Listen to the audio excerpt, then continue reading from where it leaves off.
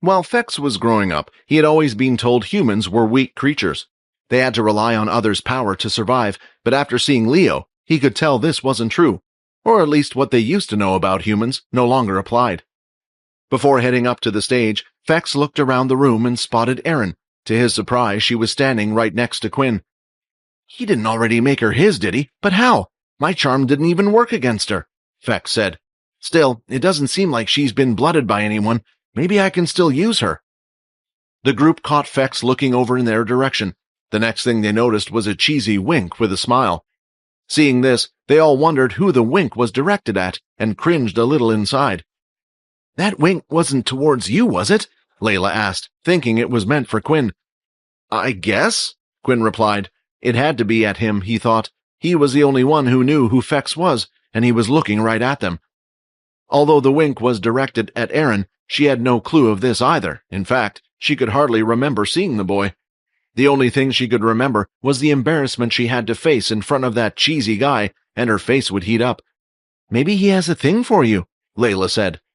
Layla's words had jolted Erin's memory, and she remembered where she had seen the boy before. "This guy was the reason for my utter embarrassment," she thought to herself while biting her lips. This guy caught her in the library reading a particular book. "Yeah, that has to be the reason," Erin said nervously. She felt like the wink must have been a sign. Perhaps he was planning to use it as blackmail against her. Tell everyone that she read those types of books. If others were to find out, her family even, she would be shamed for having such a dirty mind. She needed to keep the boy silent no matter what. Now, Fex and Leo were up on stage, and even Quinn was a little excited to see the outcome of the match. He had fought with both of them and pretty much lost. Still, he was unable to get either of them to show their full strength. "Hey, Quinn," Layla whispered. "Is he a vampire as well?" "How did you know?" Quinn thought. Unless she had a nose like his, Fex looked just like every other human. "Well, you've been acting strangely ever since he got in here, and you did tell us someone attacked you last night, right? Well, who do you think is going to win?" she asked. "I'm not sure. I was just thinking that myself. If it was just hand-to-hand combat, I felt more useless fighting against Leo. Not only that, but Leo has years of experience. I just can't see a student beating him."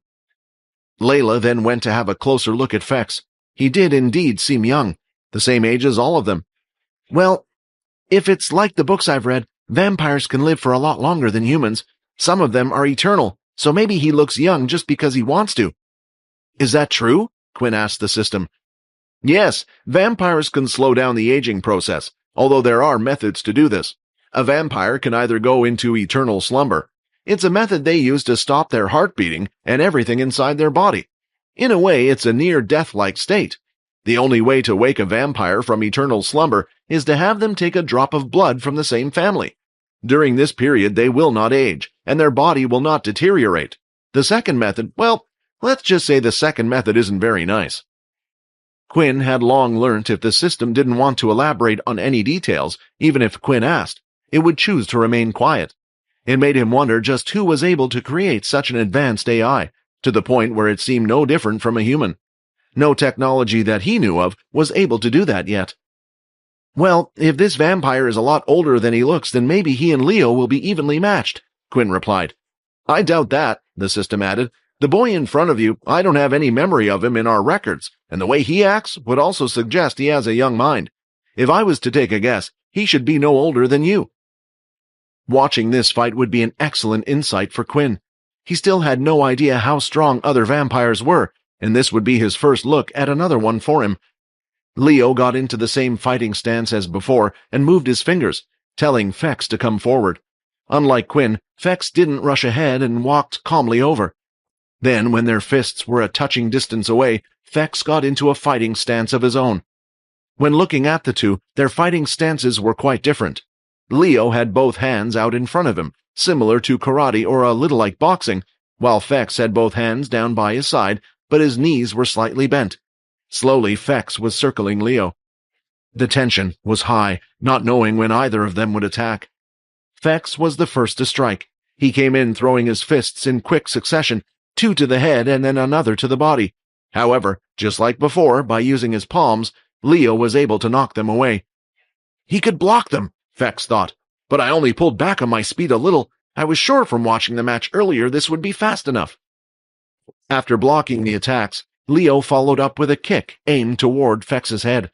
Seeing this, Fex jumped back and tried to grab the leg, but at the last second, it seemed like the angle had changed, causing Fex's grab to miss. "Again! It's like he knows what I'm going to do!" Fex inwardly was starting to get annoyed. Then, while bringing his leg back, he was able to catch Fex on the head with the heel of his foot. "He didn't use that against the last student," someone from the crowd said. Touching the mark on his face, Fex smiled. "Looks like I need to bring it up a notch." Fex went in and did the same, throwing punches rapidly only this time, in the same amount of time he had thrown 3 to the head and 3 to the body. Leo was able to block the first 3 and the second 2, but the last one had gotten in and hit him in the stomach. He felt the powerful blow that had the weight of a hammer, but didn't let it distract him from throwing out his sequence of kicks. The fight now continued, with no breaks in between. While one focused on their fists, the other focused on using their legs to attack. They would block each other's strikes while hitting each other once in a while. "Ha! I don't know what Father was talking about. They aren't weak at all." As the fight continued, Fex got more excited, and he started putting more power into his punches. It got to the point where it was power beyond a regular human with no ability. Leo could feel this, and could sense the energy inside him getting wilder.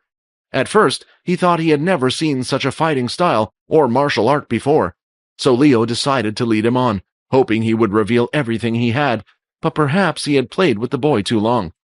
While looking at his energy grew wilder and stronger, it started to remind Leo of the Dalki, and this soured his mood. It brought back specific memories. He started to remember that there was one time he had faced something similar. It was a Dalki. Usually, the Dalki were reckless when they fought, but the toughest opponent Leo ever had to face was one which knew how to use martial arts skills, and right now, the resemblance was too close. Why did this boy's fighting style seem similar to the Dalki's? Leo thought. So far, the fight had shown an amazing set of skills from both of the contenders. Leo had displayed some techniques that he hadn't used in the battle against Quinn, making him realize how much better Fex was at fighting. However, Leo felt like he had allowed the fight to go on for too long, turning Fex into an overconfident lad. Although he was banned from using his abilities, Leo's was slightly different compared to the others. His ability was always on. He needed it since he used it as a type of vision for himself. Since he was blind, he would constantly activate his ability to see the aura of living things around him. In turn, this also allowed him to see the flow of energy in his opponent's body. When an opponent attacks, their energy flow would move before the body of the person did. This was the same when a person used their abilities as well.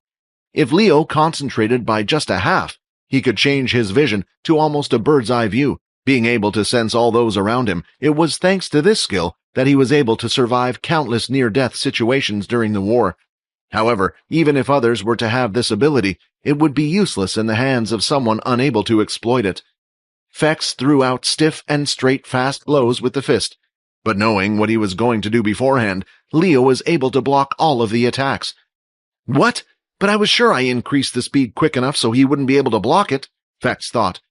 Then, when Leo prepared for a kick, he could still see where Fex was planning to dodge. Using his other foot, he was able to shift his weight and change direction. It landed right in Fex's face, but Leo didn't stop there, since he knew the damage was minuscule. He continued to kick in rapid successions, aiming for where Fex would be at each time. "Can he read my mind? What's going on?" Fex asked himself out of frustration. Even he was unable to comprehend what was happening. When the kick stopped for a breath of a second, Fex thought he had finally gotten a break, but before he could do anything, another kick was aimed at him from above, an axe kick which slammed down on the back of his head as hard as he could. The blow was harder than Fex thought it would be, so he was unable to prepare himself in time. His legs gave in, and his head bounced off of the ground. He laid there, lying lifelessly on the floor. "Did Leo just kill him?" a student said. "Isn't that going too far for a simple student?" Before Leo himself had realized it, he had been too consumed by his past memories. It had affected his usual clear mind. However, he knew the student was safe since his aura was still burning brightly. Fex slowly started to get up, pushing his body up with his arms, with his nose slightly bent. "Unfortunately, I didn't expect to meet such a skilled student, hence I might have taken the fight a little too seriously," Leo said. Just think that you were lucky. If I was using a sword in this match, you wouldn't be alive." Standing on the sidelines, Quinn was a little worried. This loss might have hurt Fex's pride, causing him to go on a rampage. If that happened, he didn't know what to do. But then, Fex's next action surprised him. "Thank you for the battle, teacher. You have taught me how useful your martial arts truly are," Fex said as he bowed down and walked off of the stage. "Wait," Leo said. "Please tell me, where did you learn to fight like that?" Leo had wanted to fight Fex after realizing that he and Quinn carried the same aura. Quinn excited him by showing amazing growth each time, and he had expected Fex to be the same. Yet, Fex was different. He was a few levels above Quinn. "As you can see, my ability is only level 1. My family has always been weak, so we decided to train in the form of martial arts to help build a good foundation," Fex answered. After hearing this, the students quickly remembered that Fex was only a level 1. When they witnessed how good he was at fighting, some of them had the idea of recruiting him for the next portal outing. Still, no matter how skilled he was at fighting, it wouldn't help him against beasts. Unlike Leo, who had the power of the beast gear helping him, they all felt like Fex could never obtain a piece of equipment that high in level. It was a strange situation. He could be useful if he had high-level equipment, but he would have to be strong enough to get the high-level equipment in the first place. The only way they felt like Fex could move up the ladder was to swear loyalty to a faction or the military, helping him raise his ability to the point where he could get the appropriate gear, and only then would he become someone who would be a threat. Of course, Fex's ability wasn't level 1, but due to the watch being unable to detect a vampire's MC points, it displayed level 1. As Fex walked back to the crowd, he quickly snapped his nose back into place. He also had bruise marks all over his body, but they would soon heal, so there wasn't much to worry about. With the 2 demonstrations over, it was time for Leo to start the class. Everyone was asked to spread out so they would have space of their own in the room. The first thing Leo started to demonstrate was the kicks. He proceeded to demonstrate different types of kicks one by one, and the rest of the class would follow step by step. It felt a bit awkward at first, and most of the students who had never done such a thing found it quite difficult. However, Quinn's body was more flexible and agile than most, allowing him to perform the moves quicker and learn them faster than the others. Leo could see this, and once again was impressed with how Quinn was performing. Then, when he looked at the other person he was interested in, he felt a little disappointed. Fex had decided not to bother learning the kicks properly. It wasn't because he thought they were useless or not helpful. He just found out firsthand how good the techniques were, but it was because vampires were very traditional.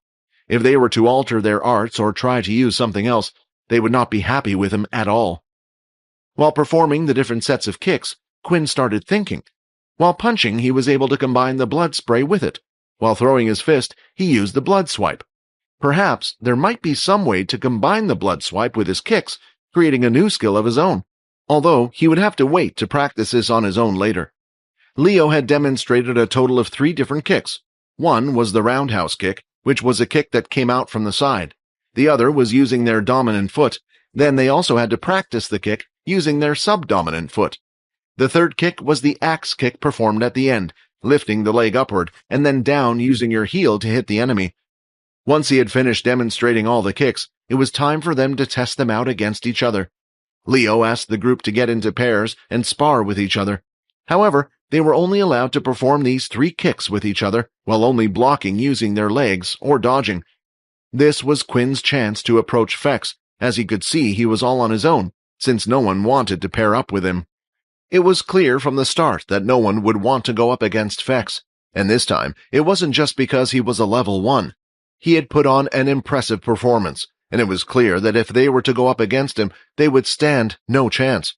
If they lost to him in a spar, a level 1, they would become the laughingstock of the whole room, and the incident would spread throughout the entire school. Seeing this, it was Quinn's chance to approach Fex. He was in a public place with students loitering around, so he wouldn't be able to try anything funny, and if he did, for whatever reason, go out of control, there was one person in the room who could deal with him. That was Leo. While Fex was looking around the room for Erin, he noticed that she had already teamed up with Layla, and had lost his chance to get close to her. Although he noticed a smell gradually coming towards him, one he was familiar with, the other vampire in the room. Fex was still unsure who exactly was this person, but to be sent to the base on his own, he would have to be a high-ranking member of their family, or maybe in a similar situation to Fex himself. The other crazy thing, though, was he didn't know who Fex was himself. One of the possible heirs to the 13 families, someone nearly all the vampires knew. But some were sent on missions from a young age who had yet to return, so it was understandable if a few people had never seen him before. For those reasons, Fex had decided to offer a helping hand, hoping not to sour the relationships between the families. The families didn't usually get involved with each other's business unless the head elder asked. Hence, he was careful not to be nosy. "I guess you already know what I am," Quinn said while looking at Fex, keeping his fist closed, ready for things to turn at any second. "Do you know who I am?" Fex asked. Thanks to the system's inspect skill, Quinn did know. "Fex Sanguinus, correct?" When Quinn answered, he was unsure what to say at first. If he said his name, would Fex get suspicious of how Quinn knew? "Fex Sanguinus, correct?" When Quinn answered, he was unsure what to say at first. If he said his name, would Fex get suspicious of how Quinn knew? Or would they think they were comrades? It was a risk. Quinn had no clue how many vampires there were, and how close of a relationship each one of them held with each other. Still, this way, if he did ask how he knew his name, Quinn could make up a type of lie. In the end, he chose to reveal the vampire's name as the system advised him to do.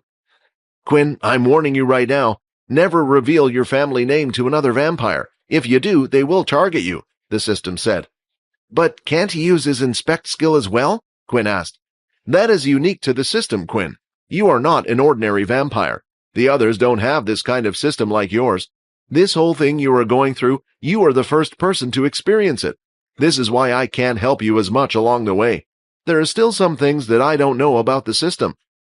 Quinn started wondering about the skills unique to the system, and what are the skills all vampires knew of. "Well, it's to be expected. I thought maybe my fame was starting to die around the other families," Fex said, swiping his hair back. "Well, it's clear you're not from my family, otherwise you wouldn't have attacked me yesterday, but I won't pry into your business, because that would just be rude of me. Anyway, go ahead. It seems you didn't approach me for no reason at all." Quinn was struggling with the decision of how much information he should reveal. If he made one type of slip-up, then it would reveal the position he was in. "I remember you saying that if I needed any help, you would offer your hand." Quinn then took in a deep breath. "I need you to help me with the ghoul problem, the one that you captured the other day." Fex then smiled. "I thought as much. I see. Perhaps a vampire recklessly transformed a human, huh? And then left you a halfling or lesser to deal with problems. Who would be so irresponsible to turn someone into a ghoul without preparing everything beforehand?" It seemed like Fex was coming up with his ideas about why Quinn was here, which was a good thing. It meant that Quinn didn't have to come up with his own story and could just stay silent. In doing so, Fex was the type of person who thought his guesses were right on. "Judging by your silence, I'm pretty close, aren't I?" he assumed as he started laughing. "When I become the family head with my genius brain, our family will rise to the head position." "So, can you help me?" Quinn asked. By simply looking at Quinn's face and seeing his fighting skills the other day, Fex could only surmise that Quinn wasn't well trained, or just wouldn't amount to much in the future. This contradicted his earlier thought, though there was something else that was bugging him. He had seen Quinn use his shadow ability. It was an ability that other vampires hadn't used in years. It suddenly gave Fex an idea. Sooner or later, he would be caught by his family and be sent back. He knew this was the case, but if he could lighten his punishment in any way, this might be his chance. If he asked Quinn about the ability, of course Quinn wouldn't tell him. All the families thought the ability had been lost. Looking at Quinn, it was clear whichever family he worked for were keeping it a secret. Perhaps trying to overthrow the head family. If Fex was able to get information from Quinn, how he got this and which family he belonged to, then perhaps the punishment he would receive would be lighter. But the greed was starting to grow inside Fex. Observing Quinn's ordeal and the fact that the ghoul yesterday was in a crazy state, he needed his help. Maybe he could get even more out of this deal. "Of course I can help you," Fex said. Those words gave Quinn hope. The sooner they dealt with Peter's situation, the quicker they could get on with their lives. "But I do have one condition," Fex said, looking over in the direction of the two girls. "You see, the one with the golden hair? All I ask is for some alone time with her." As Quinn turned his head, he knew straight away who he was talking about. It was Erin. "Why? Why her? Why can't it be someone else?" Quinn asked. Quinn felt that, perhaps, Fex would need someone to give him a supply of blood while he was here, just like Layla was to him. Otherwise, every 2 days, he would starve with hunger if Fex was the same type as him. But it didn't sit well with Quinn that it would be someone he knew. Out of all the people he could have selected, he chose his acquaintance. "If you need blood, I can provide it to you," Quinn added. "Oh, don't worry, I have no problem obtaining blood, although it would be nice to have a little blood pet. I promise you that if you just agree and let me meet and talk with her, then I'll help you with your little ghoul situation." "Are you going to hurt her?" Quinn asked. "What? Are you crazy? Of course not," Fex replied. "So, what will it be?" "There's no way we can trust that guy," Layla shouted. Currently, the whole group had finished their combat classes for the day and were inside Quinn's room. He had just informed them all of what had happened yesterday when he had rescued Peter. He also included what had happened in the combat class and what Fex's request was. "I hate to admit it," Vorden said, "but I kind of agree with Layla on this one. What is another vampire doing in this school in the first place? Is he here because of you, Quinn, or maybe Peter?" "I don't think that's the case. Honestly, he seems to be disinterested in me. He also said something that he wasn't meant to be here either. I don't know if he was telling the truth or not. Maybe he was trying to get me to reveal myself." Quinn felt like pulling out his hair at this moment. There were so many things running through his head. "I wish there was like a manual or something on how to be a vampire. They have so many rules I just don't understand." "The thing is, I can understand if he wanted you or Peter, but why Erin? It doesn't make any sense." Vorden shook his head. Inside the room, Erin had been here the whole time, silently listening away. So far, she hadn't said a single word, as if her mind was someplace else. "I have no clue about it either. All I know is he said he wouldn't hurt her," Quinn replied. "Hey, I have a question," Layla said. "How come when you're in the sunlight you get weak, while he doesn't? Is he some kind of special vampire? Because when we left the training hall, he seemed to be walking fine." Quinn also noticed that as well, and while looking at Fex closely, he noticed a ring on his finger. He knew instantly that it was the same ring from the shop. It was a ring that required you to defeat a total of 10 advanced tier beasts to obtain. It only caused Quinn's worries to grow. It was clear that even if he didn't ask, none of them were powerful enough to stop him. While the others were thinking about what to do, Vorden pulled Quinn off to one side so they could have a private conversation with one another. "Hey man, not to add to your worries or anything," Vorden started, "but I think we've another problem you should know about," Vorden said. Vorden then went on to explain how a few of Duke's men had come up to Peter in their training session, and how they had asked him to learn the level 4 ability by the end of the week. It seemed like everything was happening at the worst possible timing. "Then we have no choice," Quinn said. "We don't know if Duke is going to keep a closer eye on Peter or what he plans to do. If we don't get Peter off this new diet as soon as possible, then we might have a serious problem on our hands. If it's about trusting the vampire boy or the Duke, I think right now I trust the vampire more." "You might be right about that one," Vorden replied. "But the problem is, how do we convince Erin?" As soon as Vorden had finished those words, Erin stood up straight and placed her hand on the hilt of her blade, which was currently sheathed by her side. "I'll do it. I'll go see this," Erin said. "What? Erin, you're not thinking straight. He's a vampire. He could be planning to do the same thing to you as Quinn did to Peter," Layla shouted before pausing. "Oh, sorry, I didn't mean that in a bad way. I'm not afraid of him. That needs to learn his place. He needs to learn not to mess or blackmail others ever again," Erin said. The others felt a little touched. It seemed like Erin had changed, as if she was fighting for their sake, something that she had never done in the past. But little did they know, Erin was still the same as always. When she was talking about blackmail, she was talking about her situation. She was afraid that if she didn't go through with this, there was a chance that Fex could tell everyone about what she read. She regretted giving him an easy time when the two of them were at the library, and now wished she had taught him a lesson, and now this time she would. "Don't worry, I'm confident in my skills. If I was to lose to like him, then I deserved it for not training hard enough." Erin's stubborn side had shown, and at this point, Layla was the only one trying to convince her to not go, while the boys remained silent. Even Peter wanted to get this whole thing over with, and if Layla just had to become a vampire's blood bank, then it was a small price to pay. Peter had to do worse things than that right now. "I think it'll be fine. We shall meet on the roof," Vorden explained. "The three of us will wait by the door to make sure no one else comes upstairs. If anything fishy happens, we can come out and help her." "Do you think he'll be okay with that?" Peter asked. "Didn't he say he wanted to meet her alone?" "The two of them will still be alone, and we will just be a short distance away. If he truly says he will do her no harm, then he should at least accept these conditions," Vorden explained. A plan had been set, although it wasn't a very good plan. It felt like it was the only thing they could do at that moment. Quinn had left the room to go meet up with Fex to set the meeting point tonight, while Erin wanted to go to the practice room to brush up on her skills before the meeting. But before she left, Vorden stopped her by holding her hand. "Sorry, I'm going to need to say this," Vorden said. "Listen to me, Erin. If you need any help or anything, you come running to me, all right? I promise I won't let this guy get you."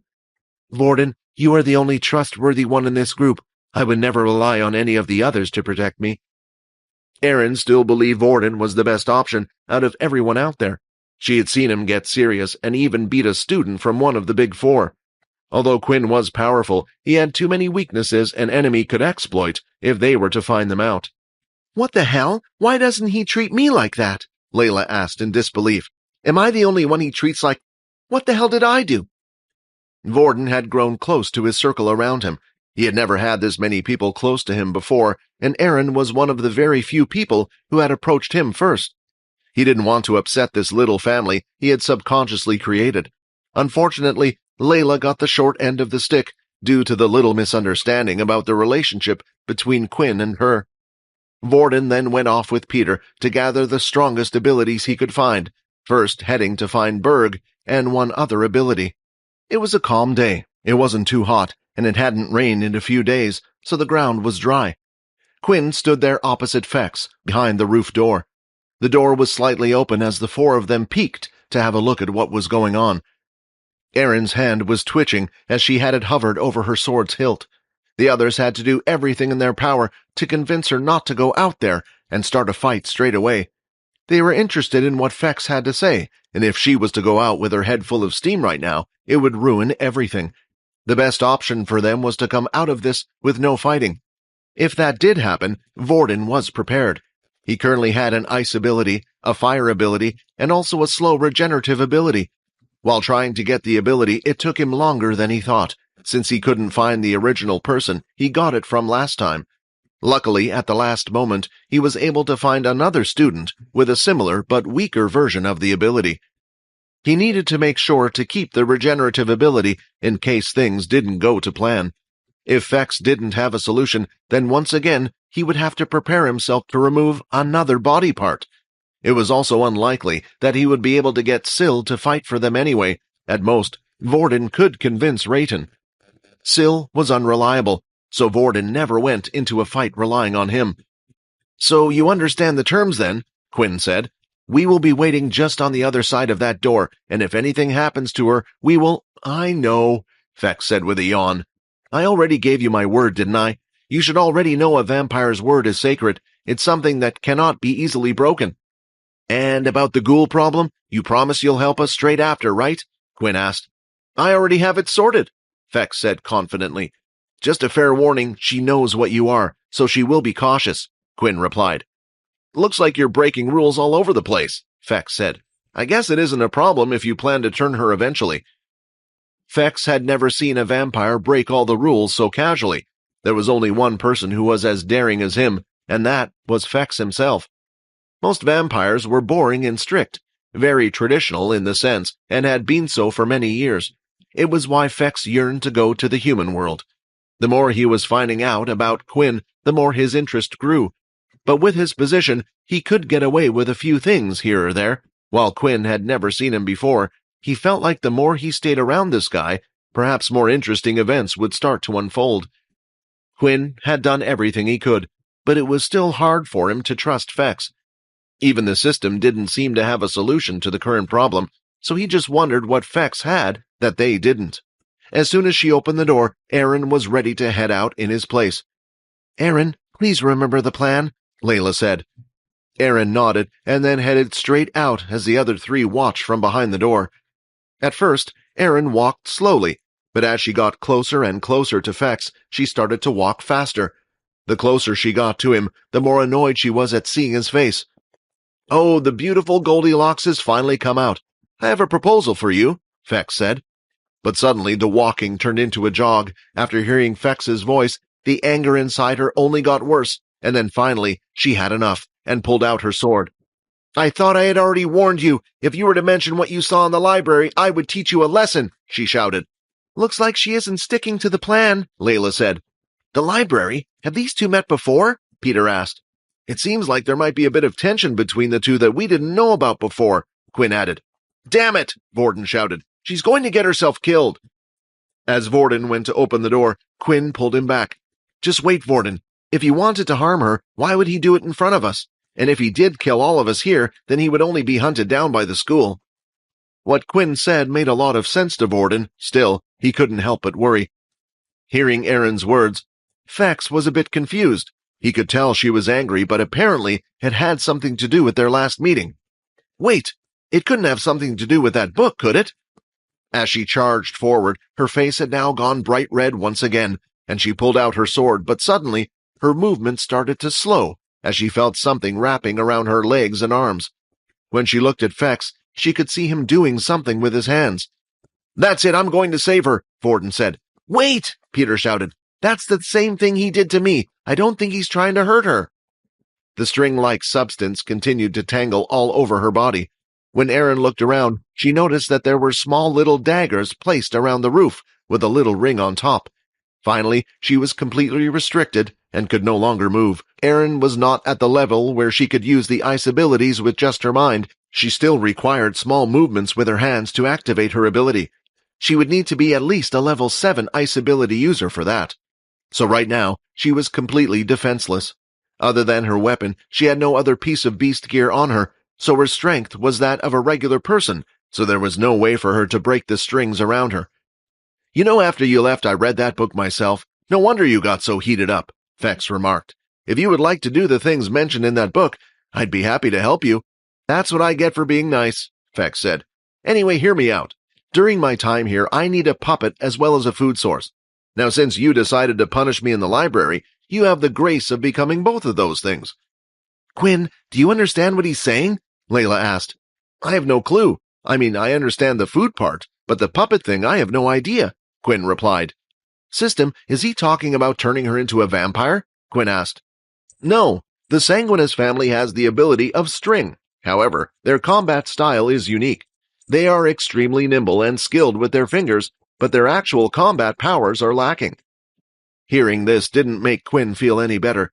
If Fex was a vampire lacking combat skills, then what did one with good combat skills fight like?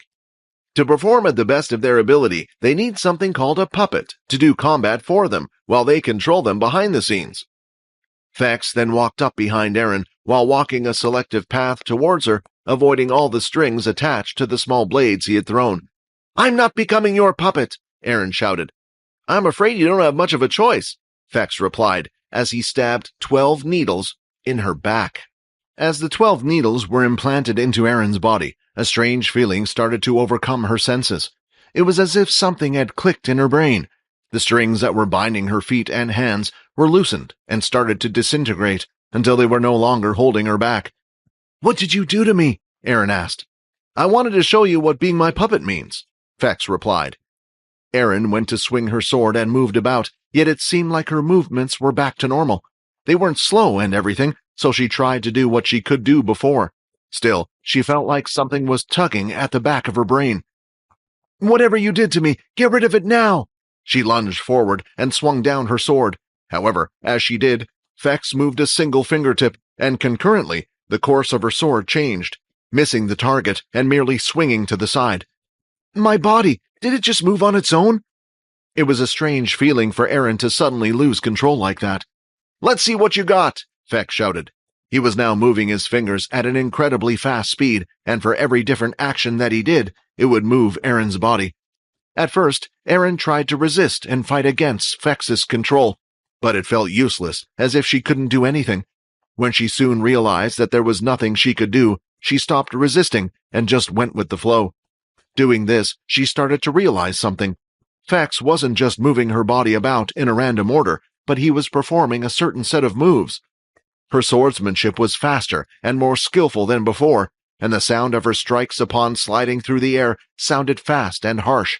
While her movements were soft and flexible, as if she was dancing, it was swordsmanship that she had never seen before, one that surpassed her basic skills that were unrefined. While doing these movements, she started to concentrate. She discovered that it wasn't as if the strings were pulling her along. She could still feel that her own body was doing all these movements, so it must have been possible for her to perform these as well. Right now, she was noting down all the action she was performing, and when she had gotten the hang of it, shards of ice would leave the blade as well. "What is Erin doing?" Layla asked. "I thought she would be attacking him, but she looks so beautiful." With the ice surrounding her, along with the beautiful skills being shown by Erin, it was as if they were all watching a performance.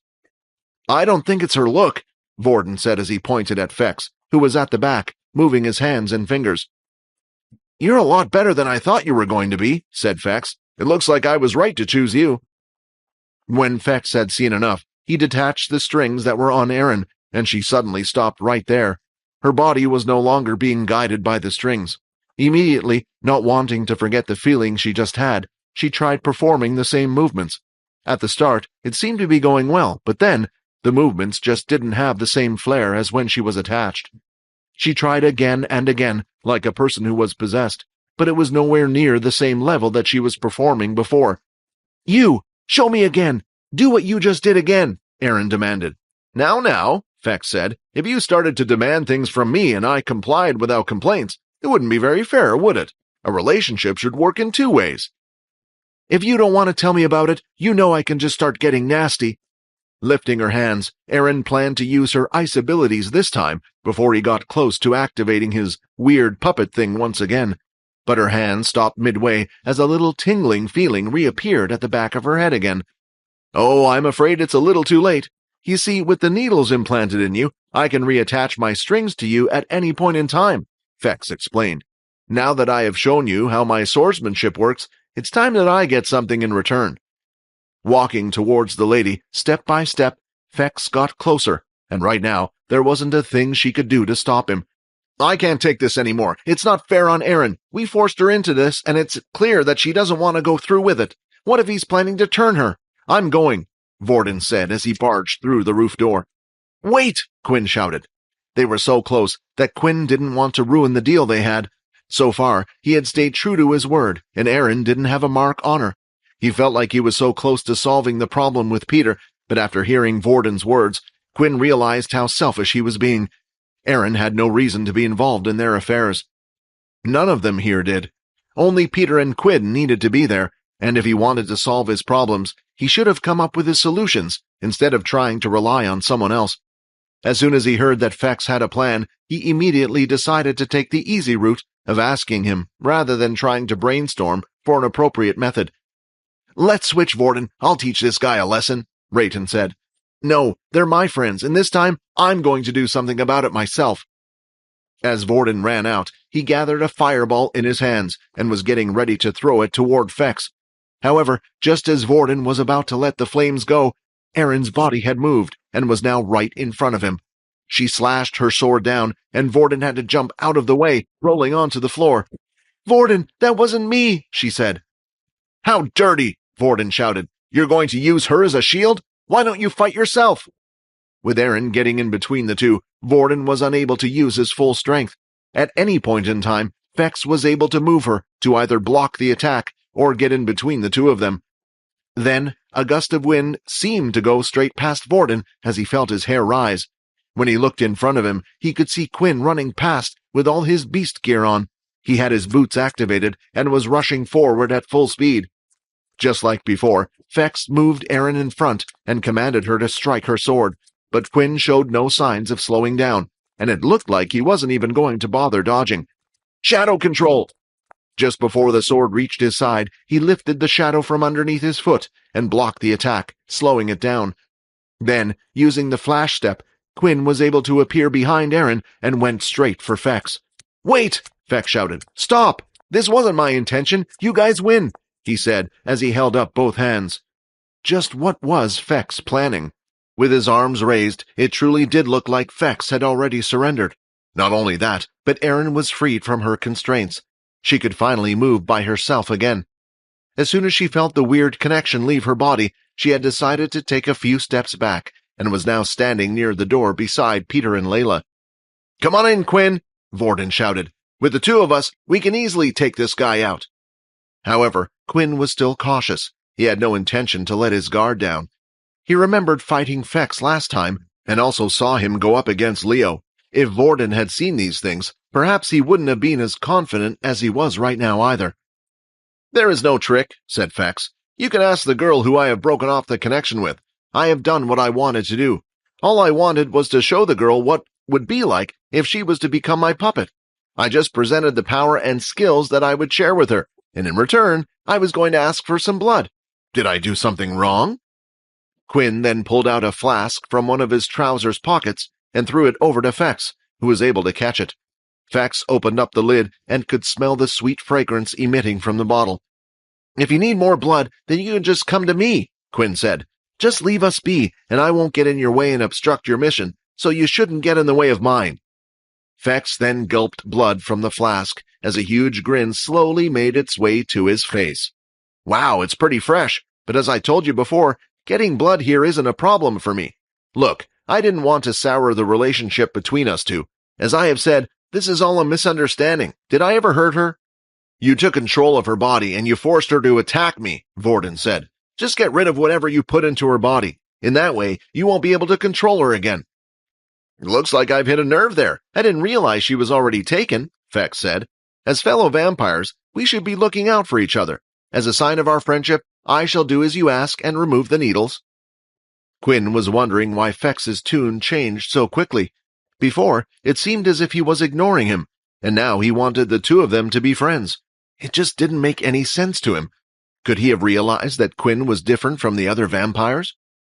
But the real reason why Fex had changed his mind about the whole thing was because of Quinn's shadow abilities. He had seen them being used before, but didn't see much of what they could do. During the short confrontation with Erin, he noticed something about the shadow, and how it was possibly a lot stronger and more useful than he thought. "If he goes through with the process, will you be able to tell me if he does anything suspicious?" Quinn asked the system. "Not really, but Erin should be able to tell. When the needles are removed, she should know," the system replied. The group decided to go through with it, but only if they could stay by Erin's side. At first, she wanted Fex to use it on her once more to allow her to experience the feeling and skills he had shown her again. However, after fighting against her comrades, she felt disgusted with herself. She was so weak at that moment, and everything had been done against her will. Even she wanted the needles to be removed. Erin's back was facing against Fex, while the others stood by her side, with Layla holding her hand. Peter, Vorden, and Quinn were ready to jump in at any moment if he was to do something fishy.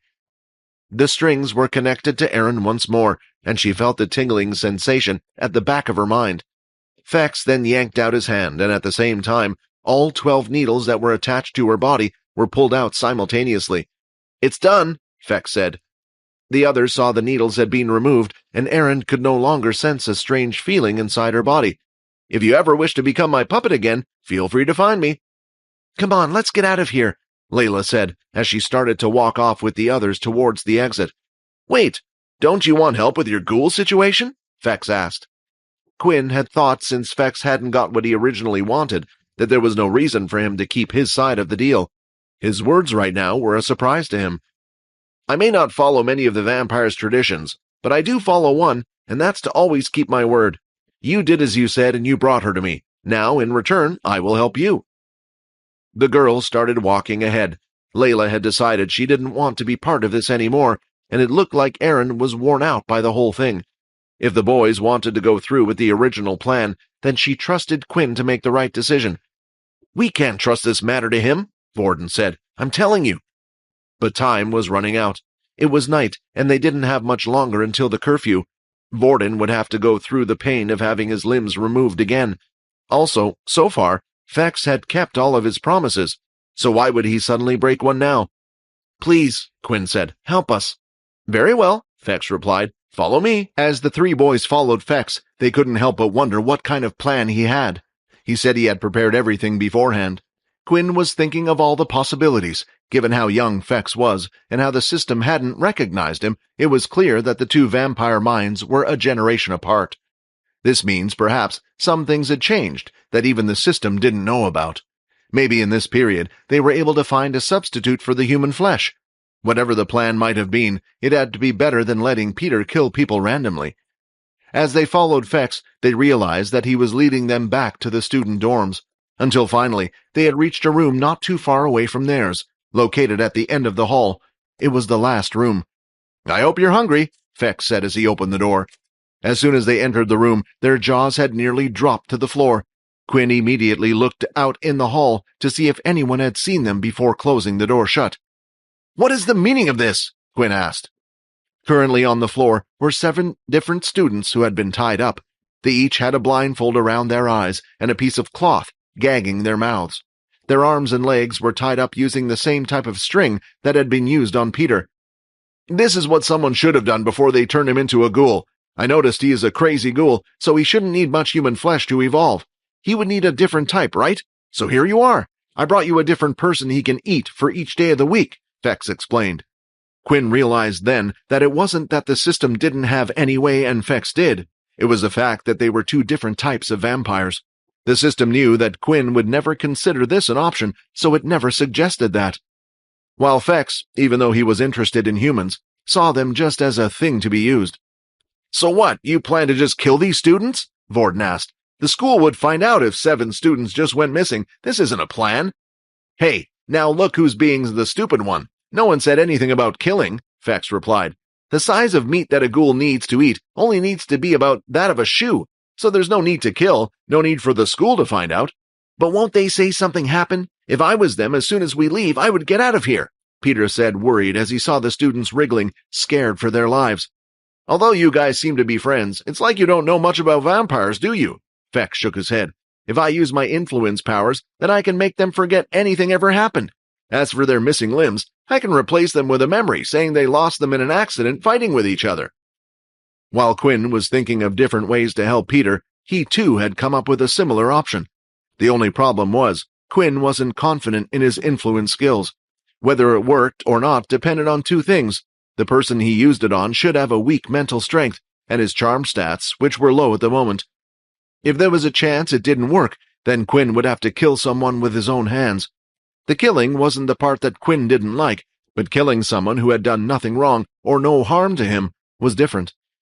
These people in the room were strangers to him, and they had families waiting for them back home. Who was he to decide what happened to them? If he was to abuse his powers, then he would be the same as the very people he hated. Well, Quinn, what do you want to do? Peter asked, looking at him. Peter had already made up his mind. He was sick of worrying about this and just wanted to get it over and done with. He convinced himself if he didn't at least resort to this, then there would be more body bags, and a missing limb was better than a body bag. I can't, Quinn said. I don't even know these people that well. Quinn's reply surprised Peter, as he was sure Quinn had felt the same way, as if he just wanted to find the quickest solution. If it makes it easier for you, some of these people aren't good people. Fex then went over to 2 of the male students off to the right side and lifted their heads, revealing a few bruise marks on their faces. You see these 2 here? They were my roommates. As soon as I entered the room, they started ordering me around. I refused, and you know what they tried to do? Beat me. So I gave them a beating back. I hadn't even said a word to them yet. What about the rest? Quinn asked. Well, the rest were randomly selected. They just had bad luck, that's all. Look, someone had to draw the short straw, right?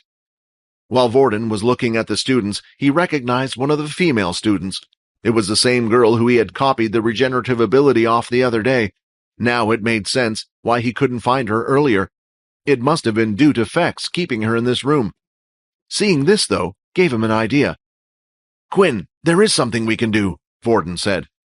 Vorden explained how when he was coming up with Plan B, he managed to get a list of the first-year students' abilities and what class they belonged to.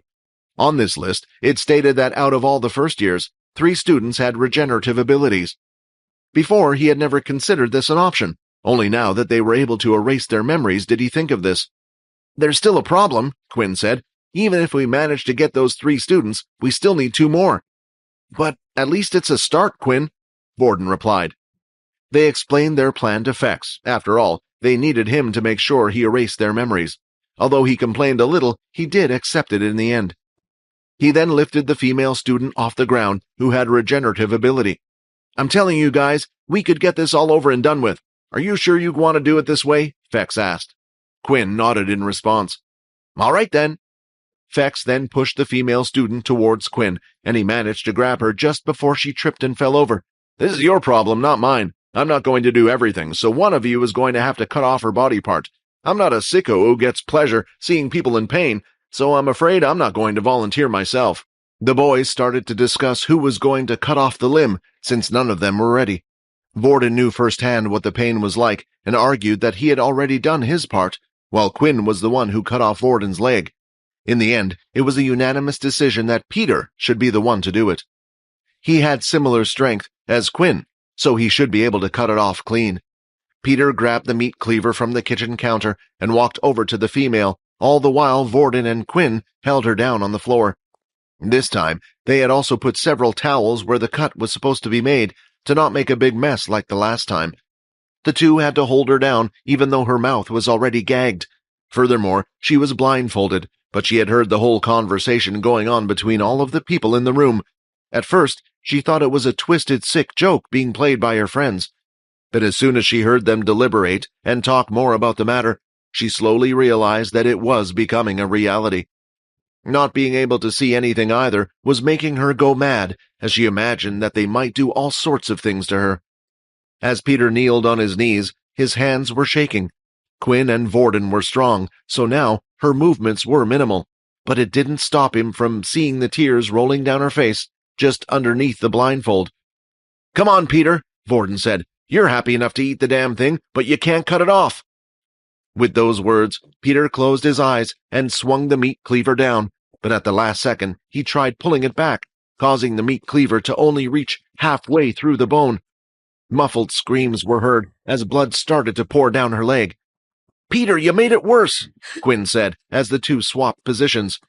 Quinn quickly banged a fist on top of the cleaver, pushing it to completely go through.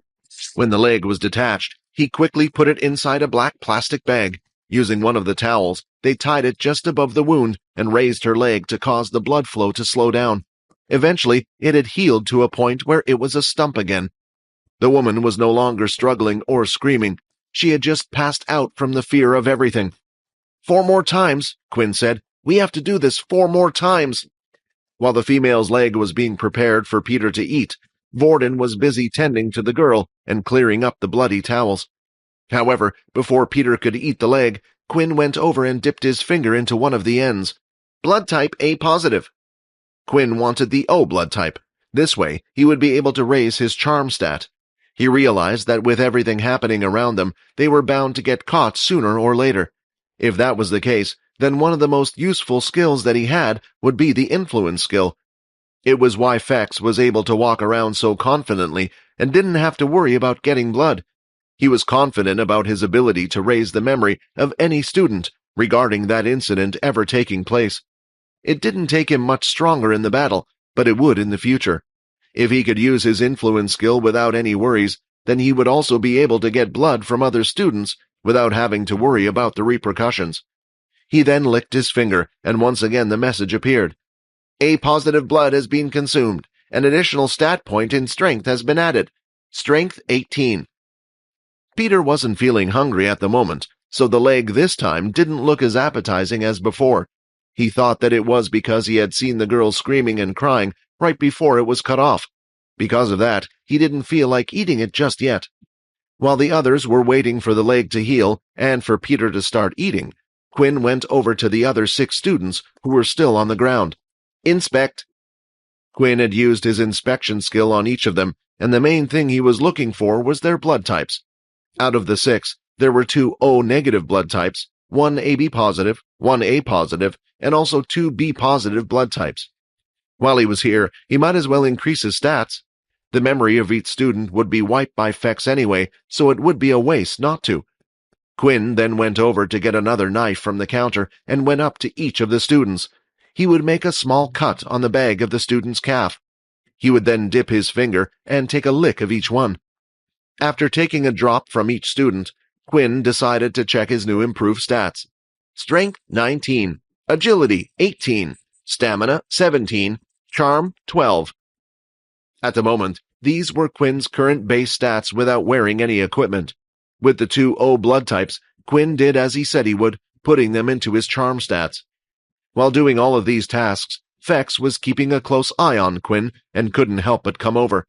"Are you trying to see which one tastes the best?" Fex asked. "If you want, I can get you a glass or something so you can have more." No need, I'm not hungry."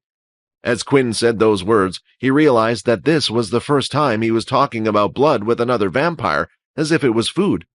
It was strange, but at the same time nice that he didn't sound crazy. "I was just trying to get as many different people's blood types as possible," Quinn answered. "You're a strange one." "Oh, I know, I bet you're one of those blood freaks who has to find the perfect type of blood," Fex said as he shrugged his shoulders. "To me, blood is just blood. It all tastes the same no matter who it comes from." Hearing Fex say this started to make Quinn think. "Did you have any of their blood before we came here?" Quinn asked. "Nah, I can last quite a while before I start to crave blood. Although I still appreciate the gift that you gave me before," Fex replied. A realization dawned upon Quinn. Hi, Quinn here. Wondering what happens next? If you want to jump the queue and unleash all episodes, click on the link here and install the Pocket FM app.